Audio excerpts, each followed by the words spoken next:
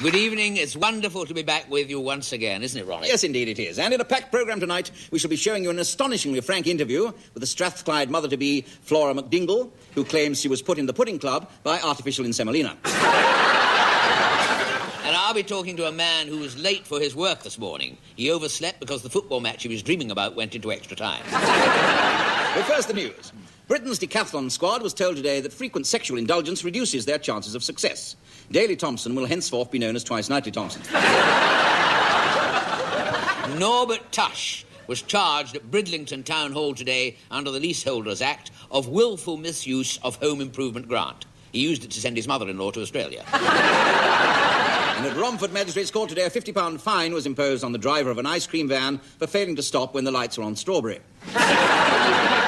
A disappointing end this afternoon to Wyndham Ponsonby's heroic one-man walk across the roof of the world. He fell down the chimney. London gangland's farewell to gambling den operator Nifter Nugent was cut short today when the police showed up and his ashes immediately scattered themselves. And there's sensational news from Heathrow Airport. Mr. Chamberlain's luggage has just got back from Munich. But now a sketch in which Mr. Ronnie Corbett plays the part of a KGB mole who is positively vetted by MI5 and then doctored by the RSPCA.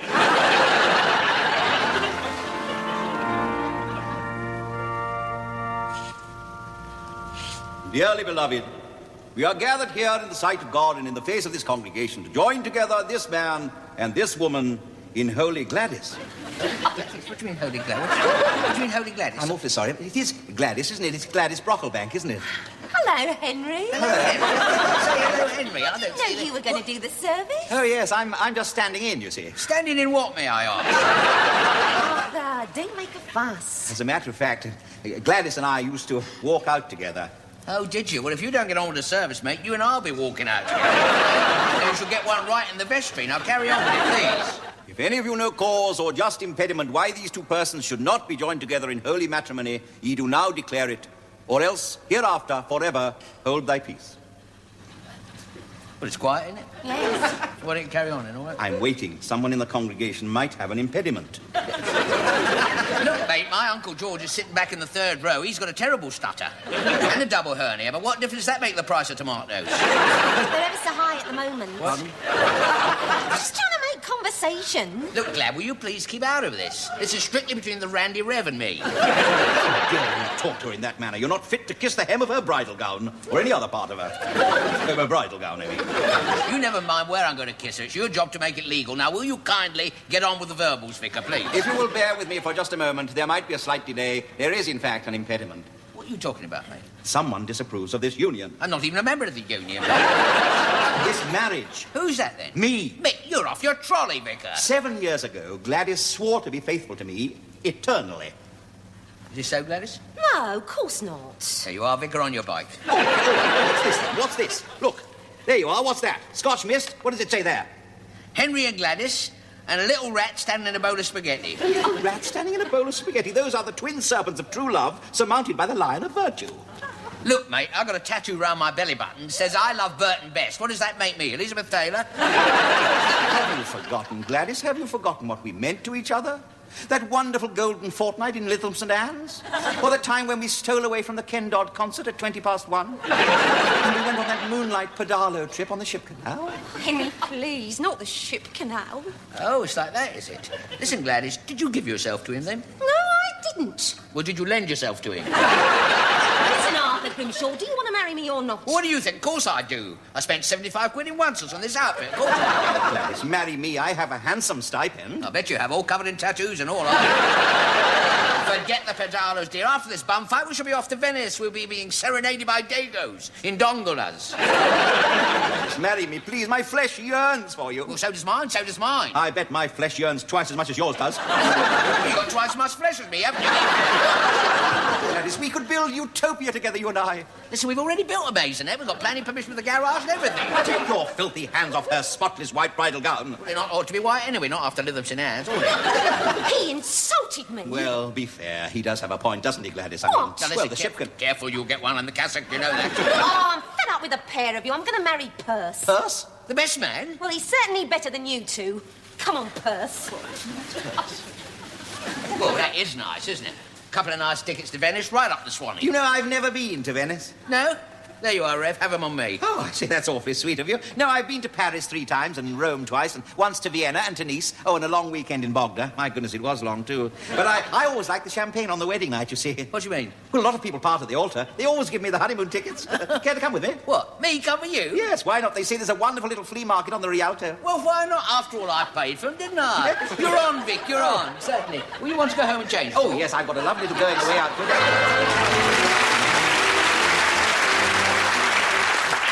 Please welcome our guest this week, Elaine Page. From almost every point of view, I don't need him any longer.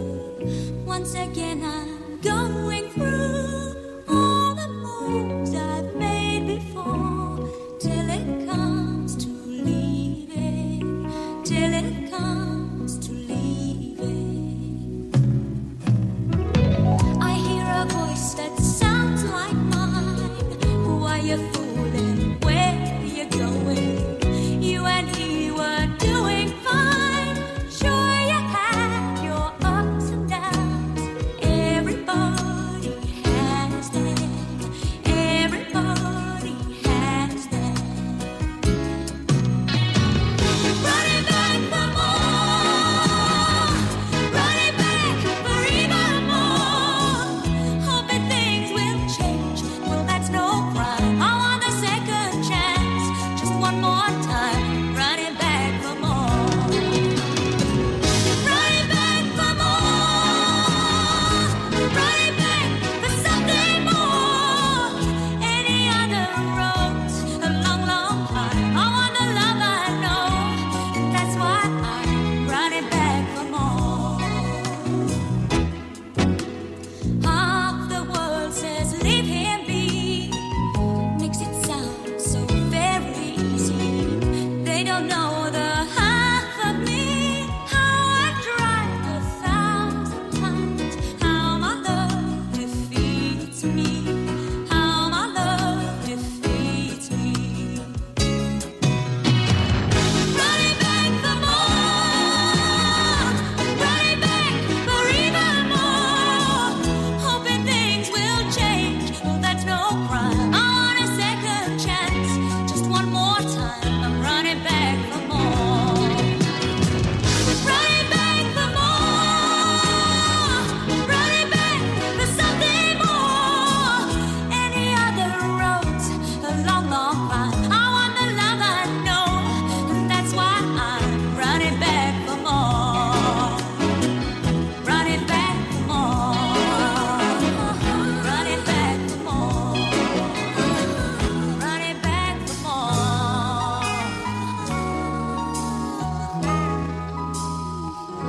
Running back for more.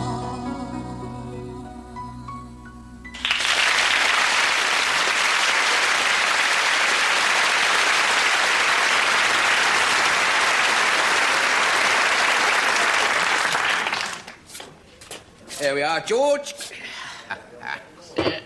You didn't have any baked bean and marmite, so I got you some shrimp and bovril.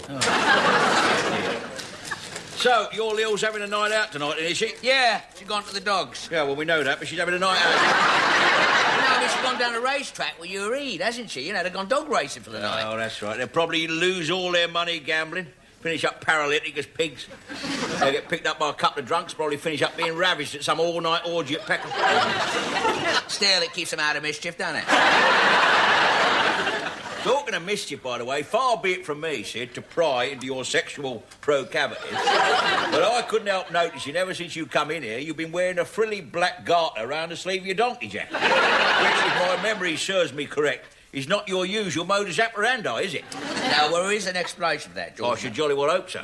You remember the other weekend, you and I went up the West End, don't we? Yeah. And we ended up about 2 in the morning at that drafty little strip club. Oh, yeah, the hair on the G-string, yeah, I remember. Well, as I recall, that night we had quite a few. As a matter of fact, I can't remember rightly what happened. Anyway, the other day, there I was at home, you see. Yeah. Lil, minding her own business, going through my pockets. And she found this black garter, you see. Well, naturally, I had my wits about me, didn't I? So I spruced her along that it was a black armband I bought, you see, in mourning for my Uncle Cedric, who, as luck would have it, had dropped dead the day before. Oh, yeah. That was lucky, wasn't it? Yeah.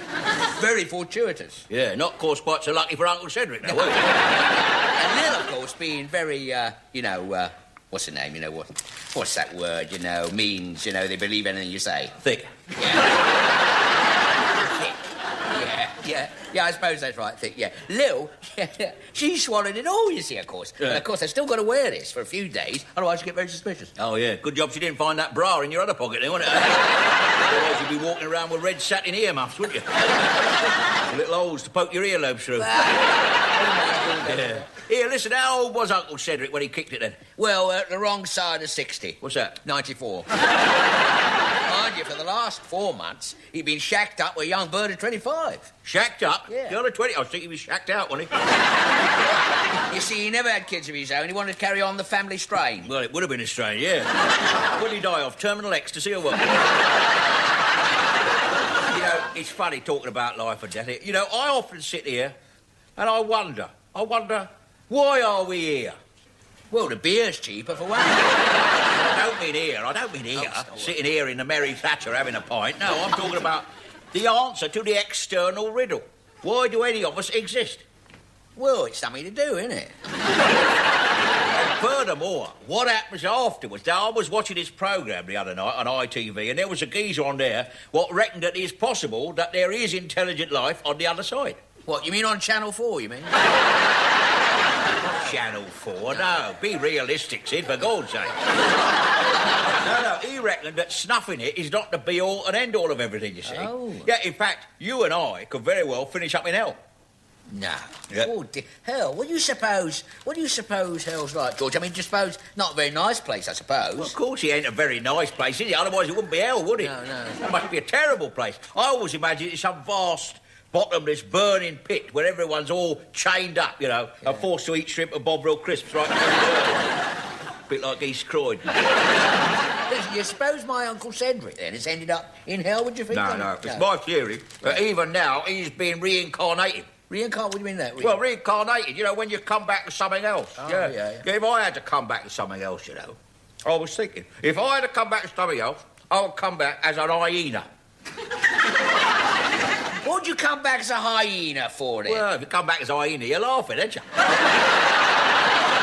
You've got all that foreign sunshine, no food to hunt for yourself. All your food is provided for you by lions. By lions? Yeah. What, you mean lions' corners? Is it? It's not that sort of food. It's deer. Well, it's not all that deer in lions' corners.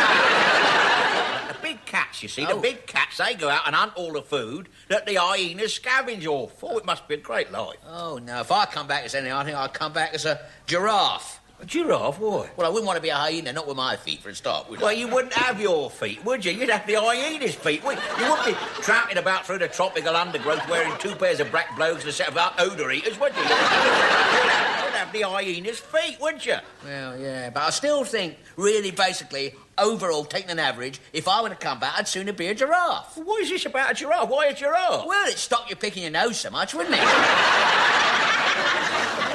Listen, talk about this reincarnation. If my Lil were to be reincarnated, what do you suppose she's come back as? Well, great white whale, I think. Yeah, I suppose she with all that whalebone corset, all that blubber and everything. She's got a head start, hasn't she? She certainly has, yeah. She nearly got harpooned when you took her paddling at Clacton, actually.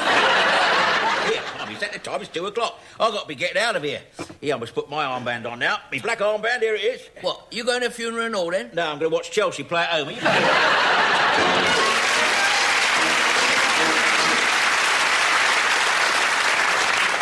Good evening. I'm the Minister of Cuts.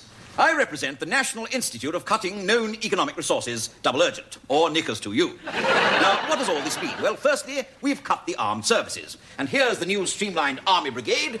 2 men, one to fire the gun, and the other to ask for the bullet back. Lance Corporal Hackett has reported sick. What's more, we're putting the Army on a 1-day week, so unless the Russians attack on a Monday, we'll be closed. Now, the Navy will remain on at full strength, but we will be using a cheaper missile launcher from Scotland. Yes, members of the RAF will still be up there flying, although a much greater degree of skill will be demanded of them, as there won't be any aeroplanes. Now, what is wrong with this picture? Yes, you've spotted it. It's not the real Queen. As an economy, many famous people are being replaced by robots. And here is a bionic Clement Freud. It doesn't move, but it's indistinguishable from the real thing. We already have 4 Michael Heseltines sitting on various committees. There they are. Androids, I hear you cry. And you can get them if you sit on too many committees. And what about overproduction? Well, this is the European jockstrap mountain, sometimes known as St. Michael's Mount. Tightening of our hold on underpants should lead to a slackening off in production. Now, transport. People have pointed out that due to cuts, the London Scunthorpe motorway only goes as far as my home in Potter's Bar. Well, who wants to go to Scunthorpe anyway? And it will be extended as soon as I move to Royston. Now, this ticket here is British Rail's new Stay Away Day. How does it work? Well, you travel to a secret destination and we close down the line before you come back. The Trans-Siberian Railway is open, of course, so you can still go to the Urals, but not while the train is standing in the station. And we'll cut education. Eton and Harrow will come down to half size and merge with Sandwich College. So we'll get a narrow Harrow and a half Eton sandwich. Sport? Well, here's a new government racket. There it is for cheaper doubles. Wimbledon will be simplified this year. In the mixed doubles, Joan Collins will play with everyone. Danny LaRue will play in the mixed singles. And McEnroe will provide his own ball boys. But where do you come in? Well, there are many ways to cut your outgoings. Cut your heating costs by using night storage solar panels. Yes, that takes a little longer, that one. Now, if you have to dial the speaking clock, wait till 6 and get the cheaper rates. And do use these new economical inventions. Here we are. The ultimate oven-ready chicken. It has roller skates instead of feet, instant meals on wheels. There we go. Our metal-saving scheme here, the metal-saving scheme, there it is. We put holes in all the tins. Here, for example, is a lovely tin of cock-a-leaky soup. Yes, soup in a basket. Plenty of leaky, but very little of anything else. And lastly, government. Parliament will be halved and many members cut down to size, including Mr. Foote, who will be reduced to 6 inches. The Liberal Party will be allowed only 3 seats, which means there'll only be room for Cyril Smith. Well, there you have it. I myself am going back to Whitehall now, and by tonight I shall be completely cut myself. But who cares? Tell you the truth, I'm half cut already. Good night.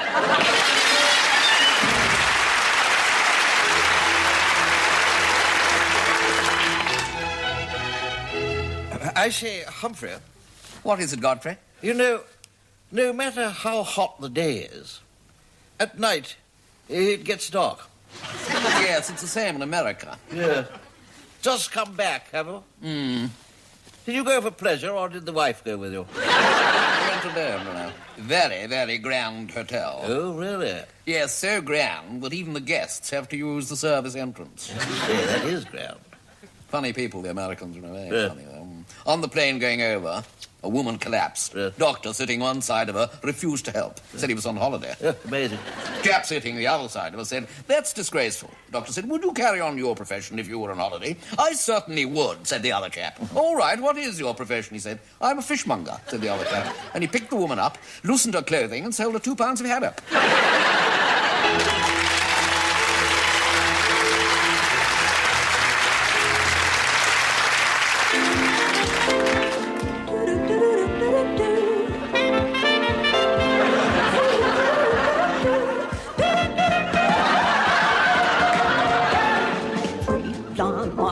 I said 3 blind mice. See how they run, how they run. They run after the farmer's wife. She cut off their tails with a carving knife. Never saw such a thing in my life. Those 3 blind mice.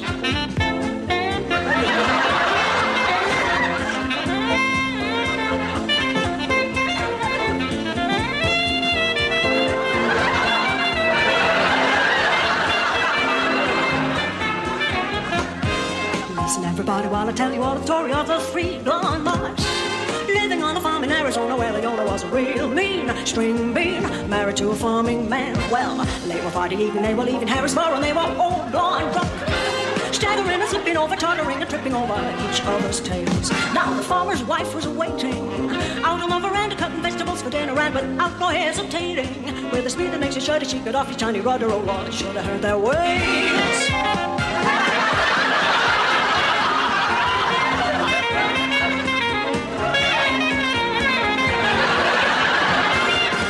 The story of the gory situation of the 3 blind mice. living on a farm in Arizona where the owner was a real mean string bean, married to a farming man. So when you're sitting losing any vision, you are losing. Don't forget those miles. Keep away from all the farmers' wives because the little charmers might cut off your tail. Whoa. 3 blind mice, 3 myopic mice. see how they run. God, how they run. They all ran after the farmer's wife. She cut off their tails with a carving knife. Certainly ruins the old Love life. The 3 blind.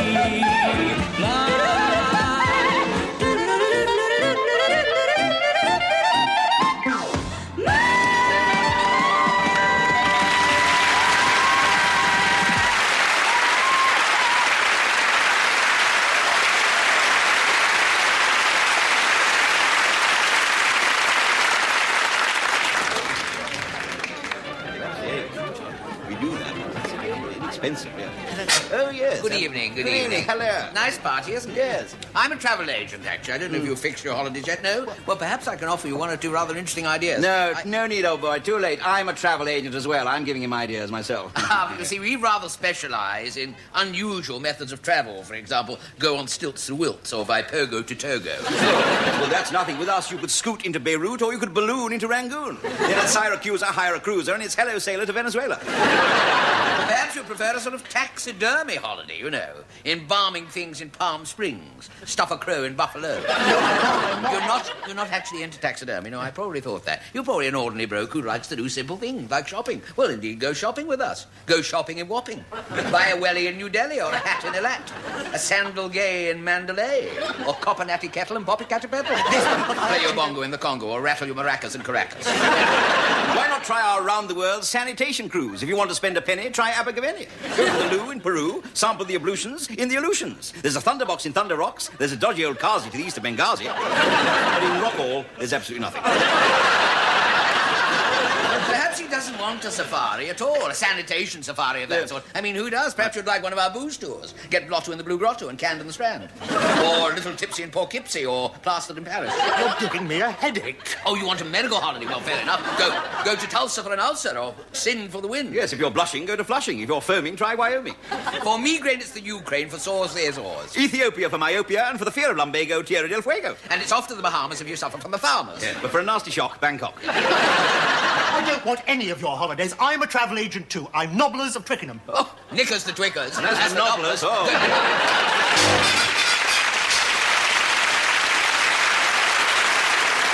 Thank you very much. Thank you. Now, the joke I'm going to tell you tonight is not exactly the funniest joke in the world. Now, I'll be honest, you know, this joke is so unfunny, I told it to Stuart Hall of It's a Knockout, and he only laughed for 1 3/4 hours. We were in the BBC club at the time, and things were a bit boisterous. One of Paul Daniels' tricks had got out of hand, and there were 73 Nolan sisters at the bar. And over in the corner, people were agog with the news that Patrick Moore's suit had just walked into a dry cleaner's and given itself up. No, he had some bother, poor old Patrick, because one of the moths in his jacket applied for a home improvement grant. And as usual, our producer was feeling a little bit full of himself as he stood there with a pint of Guinness between his legs, trying to get the froth out with a corkscrew. It's difficult to say, isn't it? It's not so difficult to laugh at, I hope. Oh, by the way, I almost forgot at this stage a little wave to my wife, because sometimes you just do this, to be honest with you. She's not been herself just lately. Not since I got her that part-time job as a lollipop lady at Brands Hatch.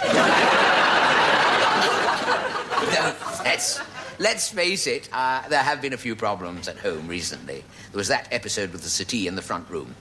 2 weeks ago, a lady came round to recover it, and since then it's been incredibly lumpy. Added to which, we haven't seen my wife's mother for a fortnight. So it's very worrying. And on Tuesday, there was an incident when I got up in the middle of the night to fix myself a snack. I went too near the extractor fan and ended up sailing through next door's bedroom window. So that took the wind out of their sails. I can tell you, as a matter of fact, they've been a bit of a nuisance next door, to be honest. They are gadget mad. They have got solar heating panels that are so sensitive that when Terry Wogan smiles on television, the kettle boils. And a few weeks ago, they bought this big new waterbed with a very powerful electric blanket on top. And at 2 o'clock every morning, they both start whistling. added to all that, I've had a lot of worries myself ever since I bought that racehorse from Tesco's. Now, I know it sounds ridiculous, doesn't it? I mean, how would anybody be so stupid as to buy a racehorse from Tesco's? But I did. I got 5p off because I had a dent in it. No, I didn't buy a racehorse from Tesco's at all. I actually bought a zebra. It wasn't my fault. I thought it was a racehorse with a computer pattern on it. On to the story. Now, this story this week all takes place on a farm where one day this chap turns up to do a spot of casual work and is given the job of cleaning out the pigsties. And he's, incidentally, if at any point you're dazzled by my fluent grasp of agricultural terms, you know, like pig. You may have heard me say the sty there, just like that. I should point out that I did once work in a farm myself. Very small farm, to be honest. We had one sheep. And that was 75% polyester. As it happened, I only worked on this particular farm for a few weeks. I used to take the cockerel round every night to charge up the battery hens. Oh, that's the sort of stuff you like. And it wasn't easy, I can tell you, because the cockerels and the hens had just formed a vigilante group to hunt down Colonel Sanders. That was at night time. In the daytime, I was told to go out and cut the corn. Nothing changes, really. So there's this chap. There's a chap happily hoovering out the pigsties when suddenly he notices that one of the pigs has got a wooden leg.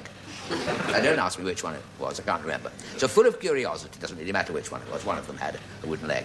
And since it was only one, it was quite easy to notice and see it. So he immediately he takes the farmer aside. He said, listen. I wasn't sure whether he takes or talks. Anyway, he takes the farmer aside. He said, will you excuse me asking this, he said, but I can't help noticing, speaking in a hushed tone, you can't help noticing that pig has got a wooden leg.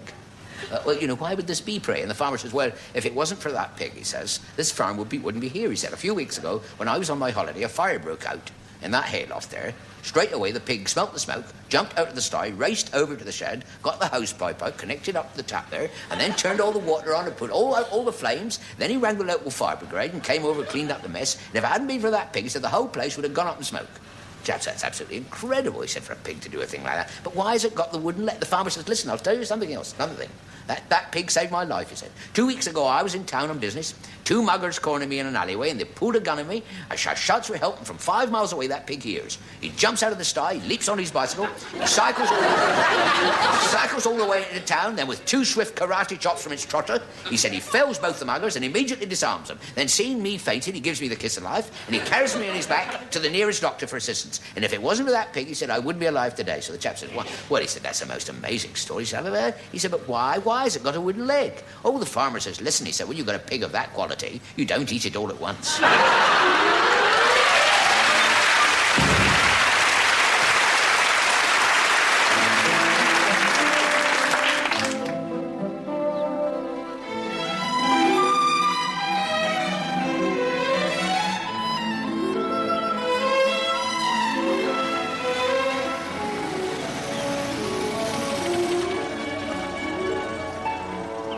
Podmore's End. Never heard of it.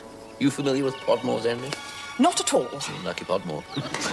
Don't make pathetic jokes, Brian. You haven't the faintest idea where we are, have I you? know exactly where we are, Muriel. We're lost. That's where we are. There's another name up there. I can't see it from here. Well, get out then.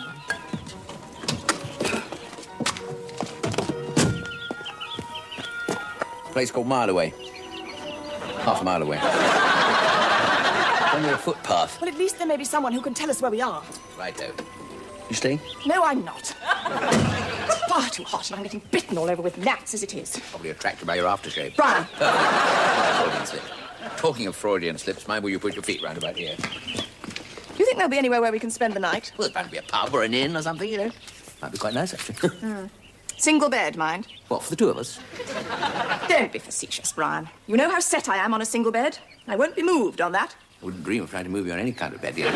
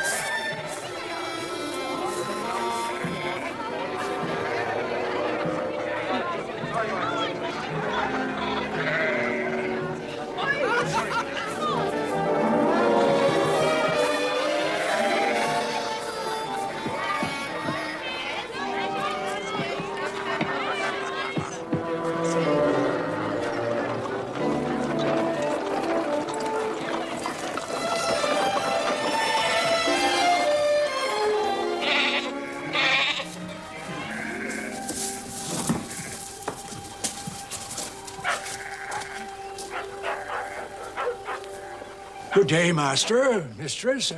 I do see by your apparel, in shape and form most foreign to mine eye, that you be strangers in this valley and these lands. I give you welcome, master. Oh, thanks awfully. By the way, I'm sorry to disturb you in the middle of your carnival day. It's just that we were wondering if there was perhaps an inn, where we could spend the night. Single beds, of course. Well, be the inn, good master, yonder there. But I must warn you straight. The landlord here, true to his title landlord, doth possess and is in sooth the lord of all these lands. He is our thane, our duke, our governing peer, and he doth rule, and over all hold sway. Oh, I know the type. Bit of a big head. Shall I convey thee to my good lord's door? Yes, certainly. I'll soon sort him out. He's not even in the good food guide. Now, poxy wench, if I do but catch thee once again with thy greasy hand inside my money bags, I'll wrap thy legs around thy neck and hang thee up by thy garters for the crows to peck at. Now, be gone. What have we here? 'Tis bold Sir Thomas Thumb, I do declare. Thrice welcome, good Sir Tom, and to thy spouse, if such is that she is. Such frosty looks dispute she is the mistress of his bed. Single beds, Brian. Yes. Good evening. What I'm wondering is, could you accommodate us for the night? In single beds? Both of us, that is. Separately. In the same room. Yes, but facing different ways. What I mean is, can you put us up? What? Put you up? Aye, marry, that I shall, my microcosmic lord. Thou shalt be up as tall as any subject in the realm. Thou shalt take dinner seated on a cask of good red claret, earmarked for the feast. Astride this mount, the tap between thy legs, thou shalt replenish all the serving maids. What? Up indeed, the highest in the land. Thou shalt dine here with me on my right hand. Thy frosty spouse, like claret by my crown, should not be up. Nay, she should be laid down. That reminds me, Brian. Hot water bottles. Oh, yes, yes. Are the beds warm? There is a wench who for an honest groat will warm thy bed with warming pan of coals or whatsoever method you devise twixt her and you. The girl knows all the ways. As to this glacier, this Siberian stone, give me its latchkey, I will warm it straight. Come, enter, and prepare ye for the feast.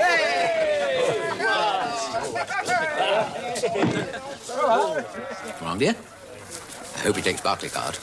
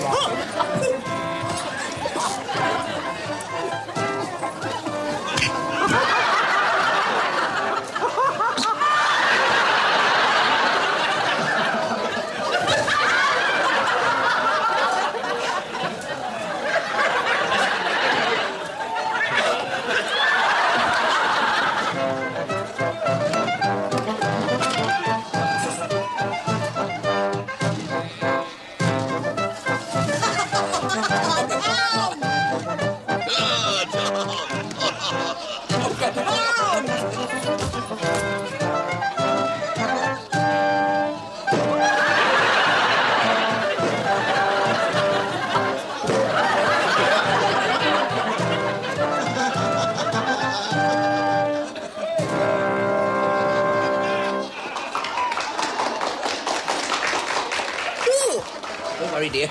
It's only me. You promised you would never touch me there, Brian. I didn't mean to grab you badly. Just that I'm hiding from that woman. I had to drop down really low, She's got such a big bosom she can't see the floor. I think I'd like to go to our room now, Brian. I want to listen to Book at Bedtime on Radio 4. It's a bit hectic, isn't it? Henry VIII suppers are always the same, I just realised I don't know what room we're in. Well, let's ask him. All right, then. Dear me. Excuse me, mine host. We'd like to retire. So shall you, good Sir Tom. Sweet dreams. Thank you. But stay. Before ye go, there's reckoning to be made. Thou must, for this night's work, due recompense in full account of cost be now discharged. This is the custom in these whereabouts. No man shall sleep until he pay his dues. Obviously a union man. Well, how would you like to be paid, sir? Barclay card or used fivers? What? Papers, bills, and promissory notes? Nay, this is not a London counting house. Were not the victuals real? The meat not warm? Was not the wine wet? Did the cheese not bite? How then can we accept some airy pledge, the promise of some future settlement? A shilling in the silver of the realm, the honest coin that bears our good Queen's head. A shilling? Well, why didn't you say? It's obviously Arts Council. That's the toss. Lord Montague's probably behind it. There we are, my man. 5p. Come on, Muriel.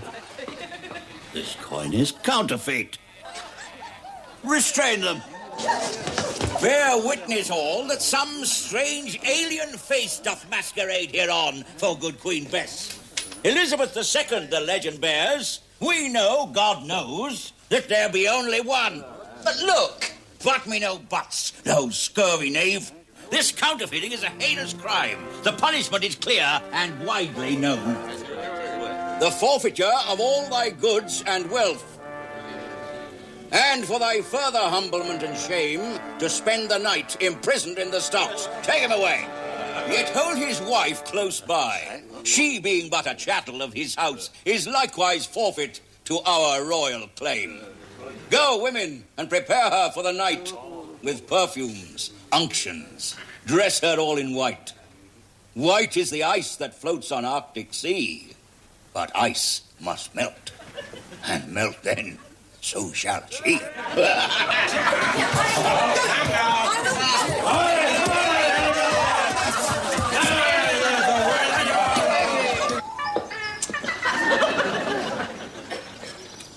This would never happen if we'd stuck to Trust House 40. It's going to be freezing cold standing out here all night. At least they might give me something on my head. Sorry I spoke.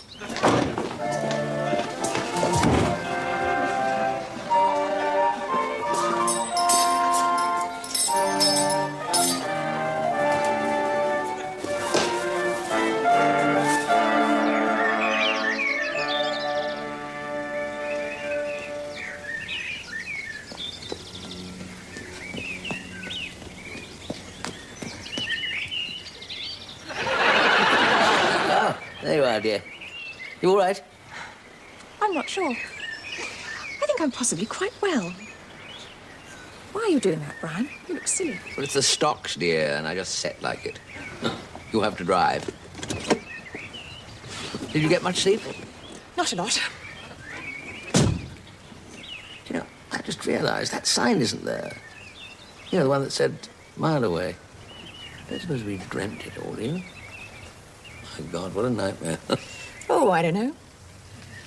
All set, Brian, dear? Yes, fine. You seem very, relaxed this morning. Oh, I'm just looking forward to the drive, that's all. Don't drive too fast, will you? In this position, I might fly away. Let's have some music, shall we?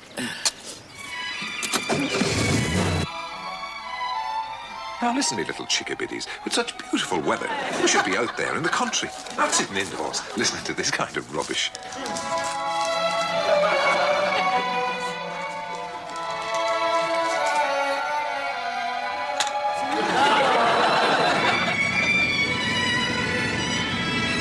There's places out there you've never even heard of. Believe me, it's worth it. Go and find yourself an adventure. It may change your life.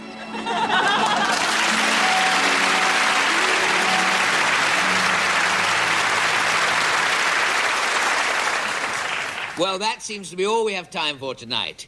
But before we go, a few late items of news. Special arrangements were made tonight at Lord George Davidson's circus when Boris, the retiring human cannonball, was fired for the last time from the 10-inch howitzer. They shot him straight through the front door of the old folks' home. Today also saw the presentation to BBC TV's longest-serving canteen manageress, Imogen Scudamore. She said she wanted something warm and furry, so they gave her the tea urn.